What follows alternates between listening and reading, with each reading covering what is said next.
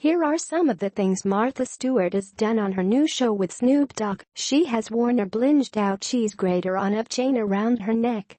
She has drunk out of what can only be described as a pimp cup. She has taste-tested a stoner recipe for a pizza omelet. She has name-dropped Escoffier.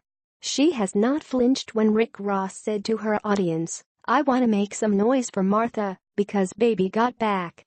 When did Martha Stewart go from being America's most earnest homemaker, ready at a moment's notice to spray paint silk flowers and shape them into elaborate wreaths, to being America's coolest grandma, who makes sweet jokes and hangs out with Wiz Khalifa? After she went to prison, of course, but not right after. The cultivation of new Martha, of hip-hop Martha, of Martha the Queen of Dank memes, took time. And it has culminated in Martha and Snoop's Potluck dinner party, her cooking show meets stoner buddy comedy that enters its second season Monday on VH1. Watch the first 6 minutes of Martha and Snoop's Potluck dinner party season 2 premiere. "I'm a very straight-laced person," Martha told the Washington Post. "I don't smoke, I hardly drink. It's kind of an odd combination right from the get-go." Respectfully, is Martha all that straight-laced anymore?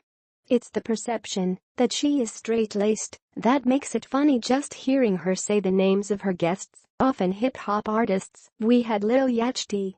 Do you know him?" This is, after all, the same woman who wrote an extensive blog post about bathing her donkeys, Billy, Rufus, and Clive.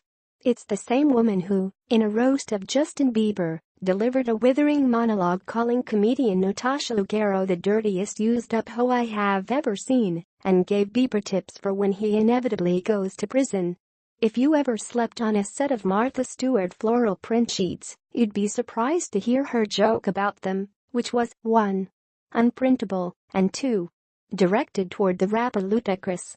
Her show with Snoop is a very particular cultural exchange between two people of seemingly disparate backgrounds, which is a thing America could use more of these days, frankly. Martha tries on a grill, shotguns a beer and glugs out of a 40-ounce bottle of malt liquor this season. Snoop, meanwhile, has learned about lobster thermometer and croquembich. "She's taught me how to have better food etiquette, how to be more professional in the kitchen," Snoop said. "I showed her a few things, the ghetto way of doing things, like his method for making bacon. I've learned a lot about music from Snoop and our guests," Martha said. "He's extremely knowledgeable, he's also very amusing. He's really laid back," she said, quoting one of his songs. "She genuinely likes rap ever since I saw 8 Mile. It started with Eminem, I like that kind of poetry. And Rick Ross, we're email pals." Snoop is becoming Martha, and Martha is becoming Snoop, and it's been happening for years, before our very eyes. He first appeared on her show in 2008, putting cognac in his mashed potatoes, teaching her the phrase faux shizzle. A year later, they made brownies with green sprinkles, and a wink and a nod, because those green sprinkles stood for an altogether different green substance. Then a Reddit Q&A in which Martha said Snoop was a person she would like to get to know better, and then the Bieber roast. After that, Kellyanne Salzano, who also produced The Jersey Shore, realized that they would be the perfect odd couple for a cooking show. "These guys are genuinely friends, and that's why I think it works so well on screen," Salzano said. "Their relationship is real." Some of the show's best comedy comes from how Snoop and Martha play off each other when she says something contrary to type, or he eats something delicious. Snoop will look at her and say, "Martha, amused and odd. There is recipe instruction, but it's not really about that." The format is basically Snoop and Martha each make dishes according to a, usually stoner-friendly, theme, like tacos or grilled cheese, and invite celebrity guests over to hang out. This season will feature Laverne Cox, RuPaul, T-Pain, Ty Dolla $ign and P. Diddy, among others.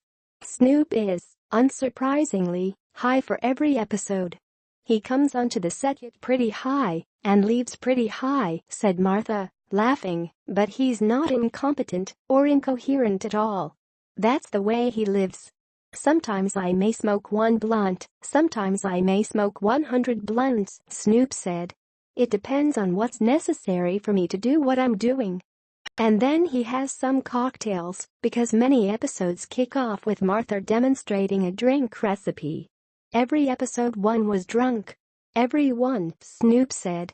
The lines become that much more easier, the flow becomes natural. It's more relaxing. You're not doing a job, you're just having fun. Martha is having fun too. She seems cannily aware of her role as the comedic straight man, the person who can send Jamie Foxx into peals of laughter by sucking on a helium balloon, as she does during season 2's birthday party episode, while misquoting Migos Bad and Bougie, Raindrop, Drop Top, smoking on cushion hot box. Martha was once so earnest that her daughter, Alexis, hosted a show poking loving fun of her mother. On a gastier Saturday Night Live, impressions of her were of a woman with a quiet rage within. People didn't know Martha was funny, much less that she could go toe-to-toe with some of the filthiest comedians. It's been in her all along, said Kim Miller-Olco, Senior Vice President of Television and Video for Sequential Brands Group, one of the show's producers. While it's not like she's a truck driver, the Bieber roast was who she is when you're in the car with her. That sense of humor is very much her, she said. Martha wouldn't describe her sense of humor as dirty. My business partners wouldn't like that description of me. I like humor. I like all kinds of humor. I don't watch horror movies, though, and I don't watch porn. I don't watch any bad stuff. If you're surprised to hear prim-proper Martha Stewart even use the word porn in an interview, know this: Martha knows what sexting is, and she's done it, she told Andy Cohen. It's also funny that a cynical person might wonder if this is a calculated effort to expand her brand among millennials. After she published an essay about how much she loves drones, the Daily Dot wrote that Martha was trolling the internet into oblivion. "The internet's oblivion or my oblivion?" asked Martha, when I read that line to her. "I can't imagine what that means. Trolling means you're fishing, it means you're dragging a line, so it doesn't really make any sense, that statement, does it? Does it to you?" I tried to explain that the internet has a different definition of trolling, and that in this context, the word meant being cheekily provocative. And I wondered, was Martha trolling me? "No, I'm doing a fun show," she said. "We're having interesting guests, we're doing all sorts of great, I would say funny things. We're trying to give people a little bit of information and a lot of enjoyment." For all their odd couple dynamic, Martha and Snoop aren't so different. They're both lifestyle gurus. Snoop has a cannabis company with artful packaging, a digital media company, and a series of apps. They're both rich people who live in fancy homes, attended to by staff. When they appeared on $100,000 Pyramid, Martha grilled Snoop on the intricacies of interior design, wainscoting, sconces, credenzas. He answered every question correctly. At one point a meme went around, a picture of Snoop and Martha from the Holiday Brownie episode of her show, clad in a three-piece suit and a holiday sweater, respectively. The caption reads, "Be mindful of stereotypes. Only one of them is a convicted felon."